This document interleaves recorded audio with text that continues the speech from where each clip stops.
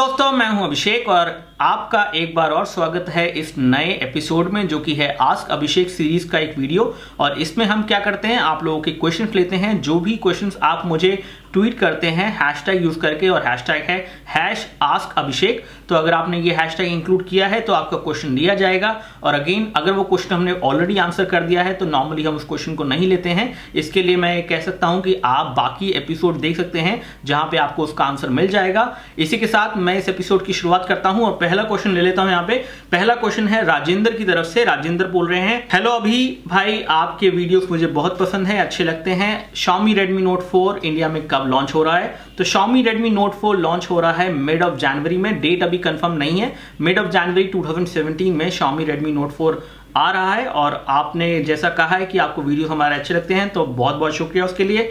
अगला क्वेश्चन आ रहा है ऋतिक की तरफ से गिज्मोटेक से, और वो कह रहे हैं कि don't you think Lenovo killed Moto, I mean quality and productivity. So ये कह सकते हैं कि Lenovo ने मोटोरोला को खरीद लिया और उसके बाद जो मोटोरोला के फोन्स आए हैं उसमें कहीं ना कहीं कुछ प्रॉब्लम दिखी हैं। कुछ फोन्स में, सभी फोन्स में नहीं, लेकिन कुछ फोन्स में प्रॉब्लम दिखी हैं। जैसे कि Moto G4 Plus अभी तक हैंग होता है, लैग होता है उसके अंदर।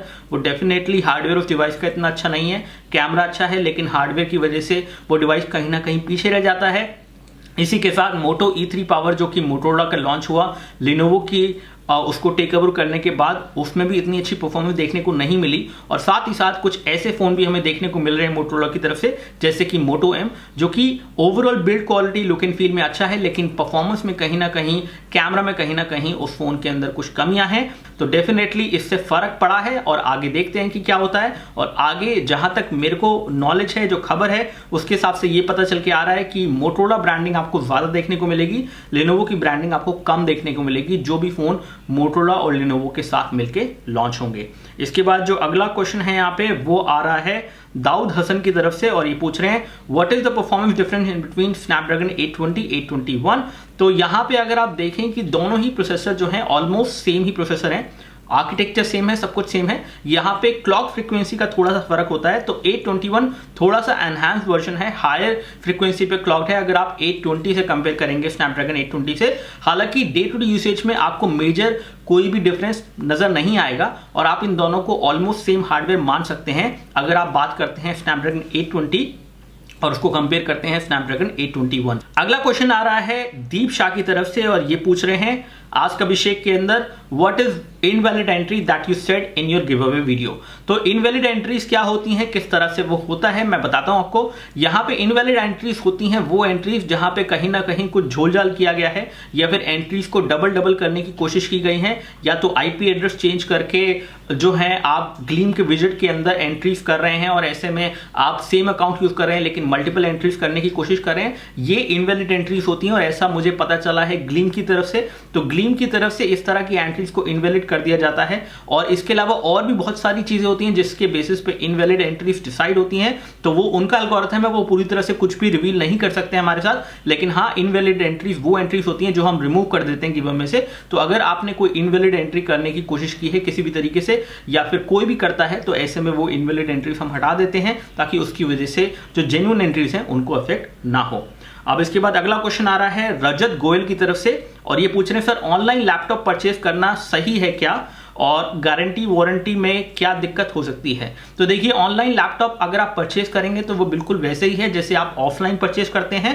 क्योंकि लैपटॉप के अंदर अगर आप एक ब्रांडेड कंपनी का लैपटॉप लेते हैं, जैसे कि डेल, Lenovo, Asus, HP और जो बड़ी बड़ी कंपनीज हैं, इन कंपनीज का कोई भी लैपटॉप अगर आप लेते हैं तो आप ये देख लीजिए कि ऑफलाइन में उसकी क्या प्राइस आपको मिल रही है और कितना कम से कम प्राइस हो जा सकती है। और कई बार ऑफलाइन में आपको गुडीज भी मिल जाती हैं, क्योंकि आपको डीलर हो सकता है लैपटॉप बैग वगैरह जैसी चीजें दे दे साथ में फ्री, जो कि ऑनलाइन शायद नहीं मिल पाए आपको। लेकिन अगर आपको ऑनलाइन काफी कम प्राइस दिख रहा है वहां पे, तो ऐसे में आप ऑनलाइन ले सकते हैं, उसमें लेने में कोई परेशानी नहीं है। बस लेते समय ये ध्यान रखें कि आप उसे कहां से खरीद रहे हैं। ईबे वगैरह से बिल्कुल ना खरीदें, या फिर अगर आप कोई और वेबसाइट यूज कर रहे हैं तो उनसे भी ना खरीदें। लेकिन हाँ, स्नैपडील, Amazon, फ्लिपकार्ट, ये कुछ बड़ी वेबसाइट्स हैं, यहां से आप लैपटॉप बिल्कुल खरीद सकते हैं और आपको वारंटी वगैरह में कोई दिक्कत जो है नहीं आएगी।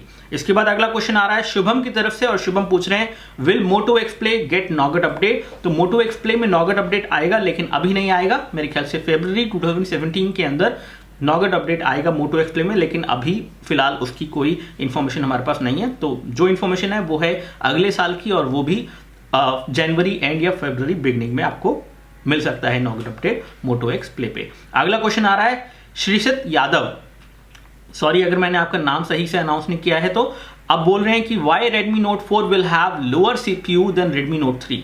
तो यहां पे मैं आपको बता देता हूं कि Redmi Note 4 के अंदर Snapdragon 625 देखने को मिल सकता है, और ऐसे में 625 और 650 जो कि Redmi Note 3 में है, अगर यहाँ पे आप नंबर का फर्क देखें तो 625 डेफिनेटली नंबर वाइज छोटा है, लेकिन इसका मतलब ये नहीं है कि Snapdragon 625 650 से बेकार है। Snapdragon 625 भी अच्छा एक CPU है और उससे अच्छी परफॉर्मेंस आपको मिल जाती है, और इस पे मैंने एक वीडियो बनाया है अलग से, उस वीडियो को मैं यहाँ पे लिंक कर दूंगा अपने हेड पे एनोटेशन के फॉर्म में, आप उस वीडियो को जाके देखिए, उससे आपको पता चलेगा कि किस तरह से Snapdragon 625 650 आपस में कंपेयर होते हैं और किस तरह से दोनों ही चिपसेट अच्छे हैं और क्या इनमें अच्छी बातें हैं, किस तरह से इन दोनों चिपसेट का डिजाइन जो है किया गया है। क्योंकि 625 बैटरी ओरिएंटेड चिपसेट है, तो ऐसा नहीं है कि परफॉर्मेंस में कोई दिक्कत आएगी, लेकिन 650 और भी ज्यादा परफॉर्मेंस ओरिएंटेड है, यानी कि वो हेवी यूजर्स के लिए बना है। तो इसी वजह से आपको हार्डवेयर का फर्क यहां पे देखने को मिल सकता है, लेकिन परफॉर्मेंस में डे टू डिसीजन में आपको कोई दिक्कत नहीं आनी चाहिए। अब इसके बाद अगला क्वेश्चन है साईनाथ गुनावत, ये पूछ रहे हैं ask Abhishek weighing the Nokia D1C is worth waiting. देखिए Nokia D1C is definitely worth waiting, अगर आप उसका वेट करना चाहते हैं तो ऐसे में आप उसका वेट कर सकते हैं और उसका वेट डेफिनेटली वर्थ होगा, लेकिन उसके लिए आपको रुकना पड़ेगा। अगर आपको इमीडिएट एक फोन परचेज करना है तो शायद आपको कुछ अच्छे ऑप्शन मिल जाए। 28 तारीख को कूल पैड का कूल 1 आने वाला है, और कूल पैड का कूल 1 कूल पैड की तरफ से आएगा। इसके बाद कुछ और फोन्स भी आने वाले हैं, जैसे कि ऑनर की तरफ से, Xiaomi की तरफ से। तो अगर आप नोकिया D1C का वेट करते हैं तो डेफिनेटली वो वेट वर्थ होगा, ये तो मैं कह सकता हूं। लेकिन हाँ, देखते हैं इतने समय के बाद नोकिया लॉन्च कर रहा है अपने फोन्स, तो किस तरह की चीजें हमें देखने को मिलती है। इसके बाद है अगला क्वेश्चन दीपक साहा से, और वो पूछ रहे हैं your opinion regarding the shutdown of CyanogenMod। तो मैं सिर्फ इतना कहूंगा कि ये एक बहुत ही बुरी खबर है मेरे हिसाब से, क्योंकि CyanogenMod एक ऐसा OS निकल के आया था जिसकी वजह से हमने देखा था कि एंड्रॉइड के अंदर कुछ ऐसे कस्टमाइजेशन, ऐसी स्मूथनेस मिली थी हमें कस्टमाइजेशन के बाद भी, जिसको देख के लगता था कि भाई बहुत अच्छा OS है। और 1+1 के अंदर CyanogenMod भी एक रीजन था लोगों का जिसकी वजह से 1+1 लिया गया, लेकिन बाद में सारी कहानी चेंज हो गई और ऐसे में CyanogenMod अब फिलहाल बंद हो चुका है। तो मैं इतना कहूंगा कि ये इतनी अच्छी खबर तो नहीं है, लेकिन जो होता है वो अच्छे के लिए होता है, सिर्फ यही कह सकते हैं हम, और यही नॉर्मली बिलीव भी करना चाहिए आपको। इसके बाद अगला क्वेश्चन है हर्ष की तरफ से। हर्ष पूछ रहे हैं do you watch mister mobile, unbox therapy, Android authority और MKBHD। तो मैं ये सारे चैनल देखता हूं। इन सब में मेरा फेवरेट चैनल अगर आप पूछना चाहते हैं तो मैं मिस्टर मोबाइल को दूंगा। मिस्टर मोबाइल पे जो भी कंटेंट आता है बहुत ही अच्छी क्वालिटी का कंटेंट आता है। फिर अनबॉक्स थेरेपी एक तरह का एंटरटेनमेंट जैसा कंटेंट देते हैं, बहुत अच्छा लोएस्ट कंटेंट जो है बनाते हैं। एंड्रॉइड अथॉरिटी में इतना नहीं देखता हूं, लेकिन हाँ MKBHD तो मैं डेफिनेटली देखता हूं। तो ये सारे चैनल्स के बारे में अगर आप पूछना चाहते हैं तो मैंने बता ही दिया है। इसके बाद अगला क्वेश्चन है भाविक की तरफ से, भाविक नरसिंघानी, काफी भारी भरकम नाम है आपका। इसके बाद इन्होंने क्वेश्चन पूछा है कि which is the best phone right now under 25K with which I can receive quick Android updates। तो ऐसे में बेस्ट फोन 25,000 के अंदर जिसके अंदर आपको एंड्रॉइड अपडेट्स मिलते रहें वो होगा मोटोरोला की तरफ से, और उसका नाम है Moto Z Play।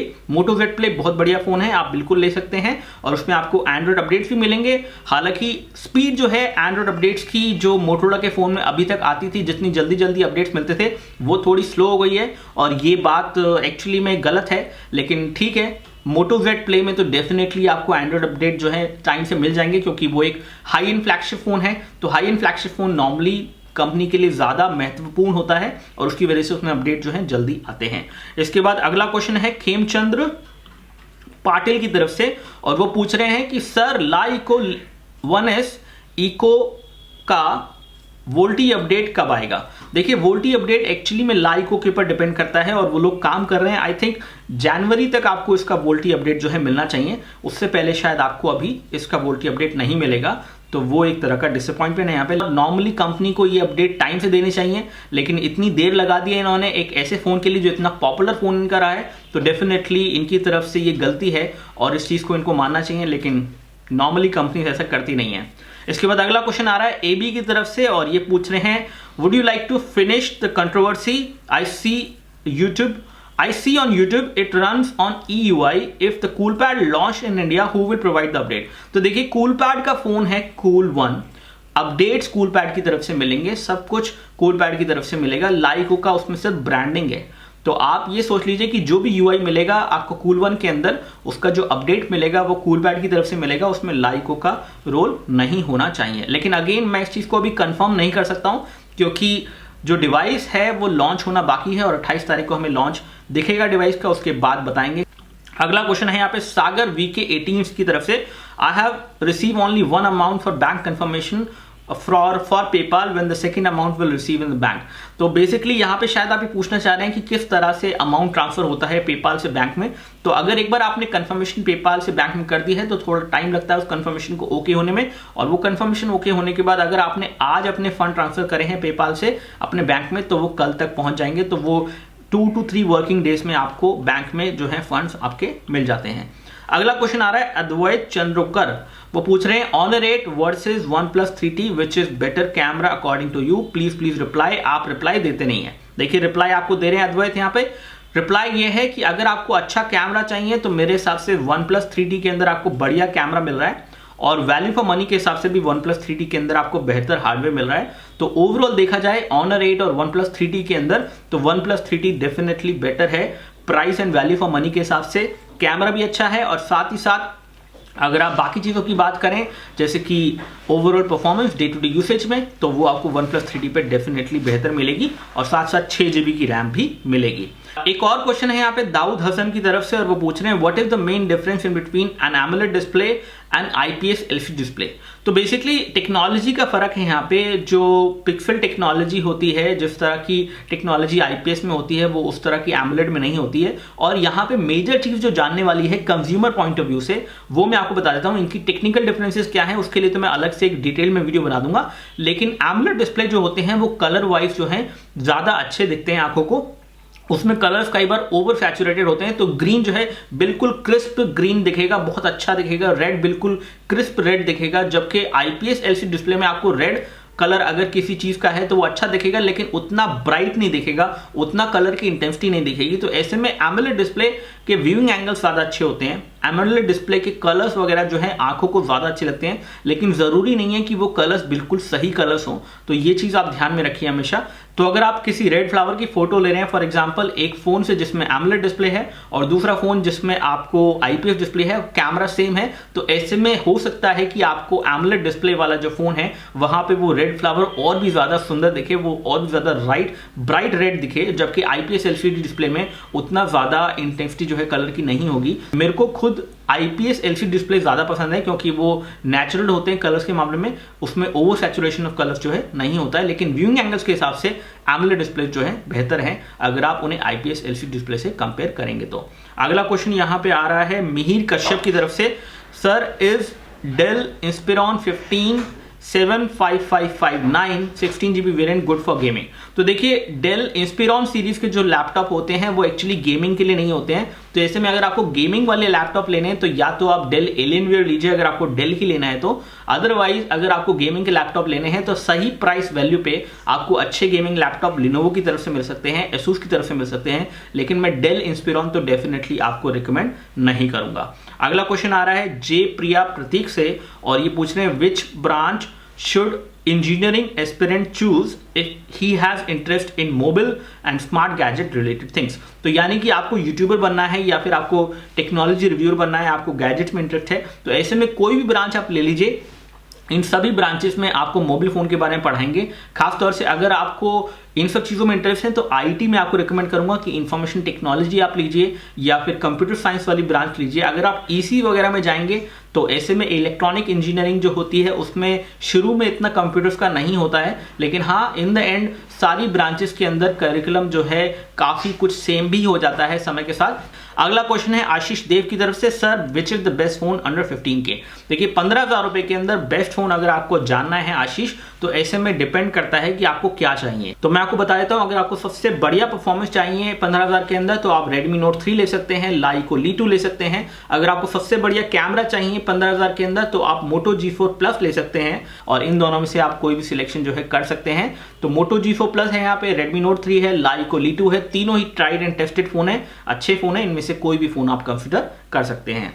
तो फिलहाल इस वीडियो में इतना ही, सारे क्वेश्चन खत्म हो चुके हैं। आई होप कि आप लोगों के क्वेश्चन मैं ले पाया हूंगा। अगर आपका क्वेश्चन आंसर नहीं हुआ है तो मुझे ट्विटर पे दोबारा टैग कर दीजिए और साथ साथ अपना क्वेश्चन पूछ लीजिए, मैं आपको वहां पे रिप्लाई कर दूंगा। नॉर्मली यहाँ पे हम ऐसे क्वेश्चन लेते हैं जो ज्यादा कॉमन क्वेश्चन होते हैं, जो ऐसे क्वेश्चन होते हैं जिसके बारे में और ज्यादा लोग भी जानना चाहते हैं। अदरवाइज अगर आपका कोई क्वेश्चन रह जाता है तो मैं आपको उसको ट्विटर पर जवाब दे दूंगा। फिलहाल इस वीडियो में इतना ही, बहुत बहुत शुक्रिया आपका वीडियो को देखने के लिए। अगर आपको वीडियो अच्छा लगा है तो लाइक बटन दबाइए, जो कि आपको वीडियो के नीचे मिलेगा। अगर आपको इस तरह के वीडियो और देखने हैं तो सब्सक्राइब बटन दबाइए, वो भी आपको वीडियो के नीचे मिलेगा। बहुत बहुत शुक्रिया आपका वीडियो को देखने के लिए। जय हिंद, वंदे मातरम।